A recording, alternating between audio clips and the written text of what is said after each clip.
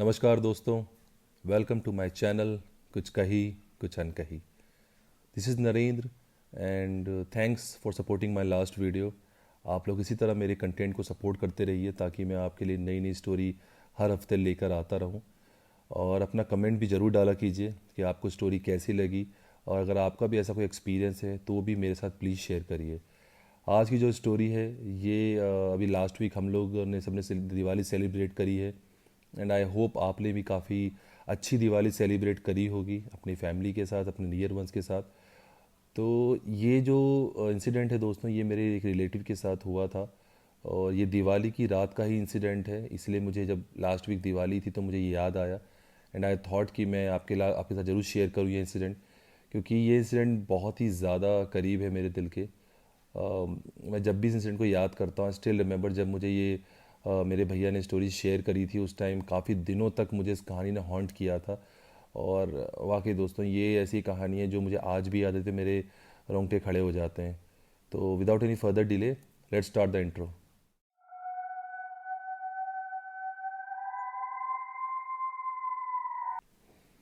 दोस्तों, ये जो कहानी है ये कहानी आशीष की है।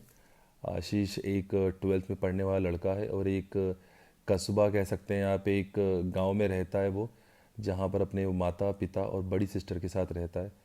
तो ये उस समय की बात है दोस्तों, दिवाली का समय था, दिवाली का दिन था। हर तरफ पटाखों की, मिठाइयों की दुकान लगी हुई थी। चारों तरफ एक हर्षोल्लास का माहौल था। हर कोई खुश था। हर कोई कोई पटाखों के लिए, कोई मिठाइयों के लिए, कोई अपने पुराने दोस्तों से, रिलेटिव से मिलने के लिए काफ़ी ज़्यादा एक्साइटेड था। स्कूल सारे बंद ही होते हैं उस टाइम, तो उससे एक अलग सा माहौल था। और यही माहौल आशीष और उसका दोस्त मनोज, वो दोनों भी इंजॉय कर रहे थे। वो दोनों नदी किनारे बैठ के यही सब डिस्कस कर रहे थे कि यार दिवाली में कितना अच्छा माहौल होता है, दिवाली में हमें इतनी सारी मिठाइयाँ खाने को मिलती हैं, पटाखे जलाने को मिलते हैं, और पढ़ाई की भी कोई टेंशन नहीं होती है। ये डिस्कस करते करते अचानक मनोज ने पूरे डिस्कशन को किसी और ही राह पे मोड़ दिया। उसने ये डिस्कस करना शुरू करा कि जो दिवाली की रात है वो ना सिर्फ हम लोग सेलिब्रेट करते हैं, पर काफ़ी तांत्रिक, अघोरी और वो लोग भी करते हैं जो काला जादू करते हैं। उस रात ये लोग पूजा करते हैं, अलग अलग तंत्र मंत्र पे अपनी स्तुति करते हैं, उसको जागृत करते हैं, और उसके थ्रू कई शक्तियों को अपने वश में करते हैं, ताकि वो उससे अपनी मुंह मांगी, अपनी जो उनका मन कहे वो इच्छाएं पूरी करा सकें। ये सुनते ही आशीष के अंदर एक अलग सी रुचि जगी इस बात को, और उसने और पूछा मनोज से, क्या ये वाकई सच होता है? क्या वाकई ही तंत्र मंत्र जागृत करके आप इन शक्तियों को अपने काबू में कर सकते हैं? क्या वाकई ऐसा कुछ होता है? ये सुन के मनोज ने कहा, बिल्कुल होता है, सच में होता है। मेरे चाचा जी बताते हैं कि इसी नदी किनारे दिवाली की हर रात को कुछ अघोरी पूजा करते हैं। उन्होंने सिर्फ एक ही बार उसको देखा था आते वक्त, दोबारा उनकी हिम्मत ही नहीं हुई। ये सब सुन के आशीष ने सोचा, यार क्यों ना हम आज रात को आके यहाँ पे देखें और ज़रा देखते हैं वो लोग करते क्या हैं। ये सुनने के बाद मनोज ने कहा, ओ भाई, तेरा दिमाग ख़राब हो गया है क्या? हम ये सब देखने नहीं आएंगे, ये तो सिर्फ बोलने वाली बात है। आखिर कौन इन चक्करों में फंसेगा? और तू भी ज़्यादा मत सोच, दिवाली का टाइम है, अपने घर जा, एंजॉय कर, कल मिलते हैं, ठीक है ना? इन चक्करों में मत पड़, चलता हूँ मैं, बाय। ये कह के मनोज वहाँ से अपने घर की तरफ चल दिया, और आशीष भी उठा। काफ़ी देर तक बैठने के बाद वो भी अपने घर की तरफ चला जा रहा था। पर जाते जाते ये बात उसके दिमाग में आ चुकी थी कि आखिर ऐसा क्या होता है दिवाली पे, और ये लोग क्या करते हैं।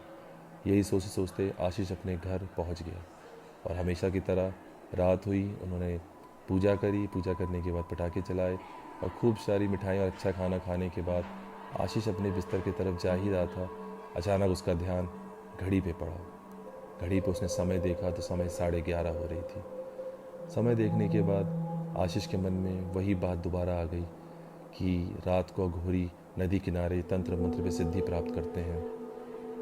आशीष ने सोचा, क्यों ना एक बार जाके देखा जाए, आखिर देखने में क्या हर्ज है। अगर कुछ नई चीज़ दिखी तो मैं अपने दोस्तों के साथ शेयर करूँगा, और मेरा नाम भी बनेगा कि मैं डरता नहीं हूँ। आशीष ने ये सोचते उसने अपने पिता की टॉर्च उठाई और अपनी साइकिल लेके वो नदी किनारे चल दिया। आशीष उस नदी किनारे थोड़ी देर पास पहुँचा तो उसने कुछ लोगों की आवाज़ सुनी। उसने ये सुना कि नदी से कहीं से आवाज़ आ रही है। ये सुनते सुनते उसने देखा तो उसने ये पाया कि नदी किनारे आग जल रही है। और 4-5 अघोरी लोग वहाँ बैठ के पूजा कर रहे हैं। ये देख के आशीष की रुचि और ज़्यादा बढ़ गई। उसने कहा क्यों ना और थोड़ा करीब जाके ये देखा जाए और सुना जाए कि आखिर ये लोग क्या बात। धीमे धीमे नदी के किनारे की तरफ बढ़ता जा रहा था। उसके बढ़ते कदमों के साथ उन तांत्रिकों की आवाज़, उन अघोरियों की आवाज़ और ज़्यादा बड़ी होती जा रही थी। जब वो एकदम करीब हो गया तो उसने जाके देखा कि वहाँ पे 5 तांत्रिक आग के पास बैठे हुए हैं। उन्होंने अपने चेहरे पे कुछ सफ़ेद कलर की राख मली हुई है और उनकी आँखें की चारों तरफ लाल कलर कुछ लगा हुआ है।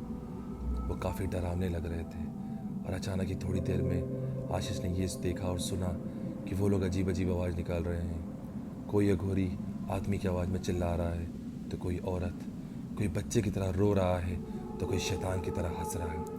ये सुन के आशीष और ज़्यादा डर गया, पर आशीष की रुचि और ज़्यादा बढ़ती जा रही थी। आशीष ने सोचा क्यों ना और करीब जाके जो वहाँ पत्थर रखा हुआ है उसके पीछे बैठ के और देखा जाए, हो सकता है कुछ नया दिख जाए। आशीष ने अपनी हिम्मत करी और वहाँ जाके वो बैठ गया। और जैसे ही वो वहाँ बैठा, उसकी कदमों की आवाज़ से एक अघोरी की नज़र खुल गई और उसने उसे देख लिया। और उसकी आँख खुलते हुए आशीष ने भी देख लिया। ये देखते से ही अघोरी उसके पीछे खूब तेज भागा और आशीष भी डर के मारे काफ़ी तेज भागा। आशीष भागता गया, अघोरी ने कुछ दूर तक उसका पीछा करा, पर उसके बाद अघोरी रुक गया और आशीष भागते भागते अपने घर आया, अपने कमरे में गया और चद्दर ओढ़ के लेट गया। 10 मिनट तक उसे सिर्फ उस अघोरी का डरावना चेहरा ही याद आ रहा था। पर कुछ समय बाद आखिरकार आशीष की आँख लग गई और आशीष सो गया। पर हर रोज़ की तरह आशीष की सुबह वैसी नहीं हुई जैसी होनी चाहिए थी। आशीष सुबह उठा तो वो काफ़ी थका सा महसूस कर रहा था।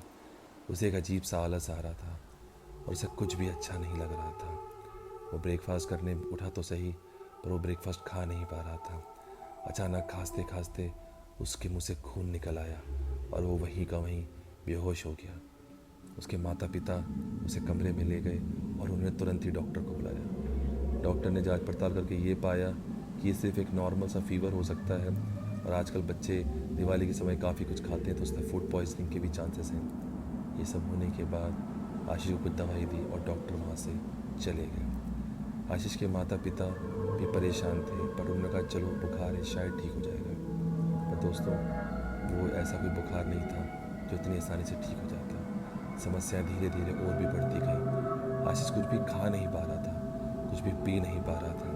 पहले तो उसके माता पिता उसे खिला पिला देते थे तो वो उल्टी कर देता था, पर धीमे धीमे ऐसा होने लग गया कि वो कोई भी पानी का गिलास, कोई भी जूस या दूध या कोई भी खाना उसके पास अगर लेके जाते तो कोई ना कोई उसे गिरा देता था। ऐसा लगता जैसे किसी ने उसे हाथ मार के गिरा दिया हो, और अगर किसी तरीके से वो बचा के पकड़ के उसके मुंह में डाल भी देते थे तो वो तुरंत उल्टी कर देता था।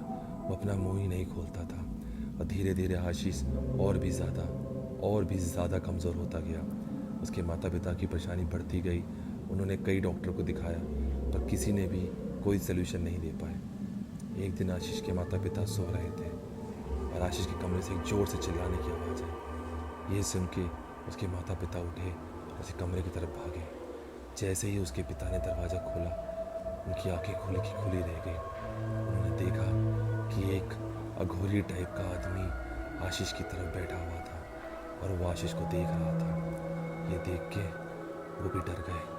अचानक अघोरी की नज़र उनकी तरफ पड़ी और वो उन्हें देख के हंसने लगा और ऐसे ही करते करते वो वहाँ से गायब हो गया। उसके बाद आशीष जोर से चिल्लाया। उसकी आवाज़ में एक अलग सी आवाज़ थी और उस चीख को सुन के उसके माता पिता दोनों ही बुरी तरह से डर गए। दोस्तों, ये था इस कहानी का पहला पार्ट। एक्चुअली ये कहानी बहुत ही लंबी है और अगर मैं इसको एक ही वीडियो में रिकॉर्ड करूँगा तो ये काफ़ी लंबी हो जाएगी। तो stay tuned with my channel. मैं इसकी सेकंड पार्ट जल्दी ही लेकर आऊँगा। आगे अभी काफ़ी सारी चीज़ें हैं इस स्टोरी में जो आप सुन के आपने कभी सुनी नहीं होगी और आपको एक अलग तरह का एक्सपीरियंस देगी। आशीष और आशीष के परिवार की मुसीबतें और काफ़ी सारा स्ट्रगल आपको भी सुनने को मिलेगा और बहुत ज़्यादा परेशानी है इस सभी इस कहानी में। तो अभी नेक्स्ट वीक में आता हूँ, फिर आपके पास सेकंड स्टोरी लेकर आऊँगा। तब तक के लिए please do like my channel, subscribe and comment also. बाकी मिलते हैं दोस्तों next week with second part. See you, bye, have a good day.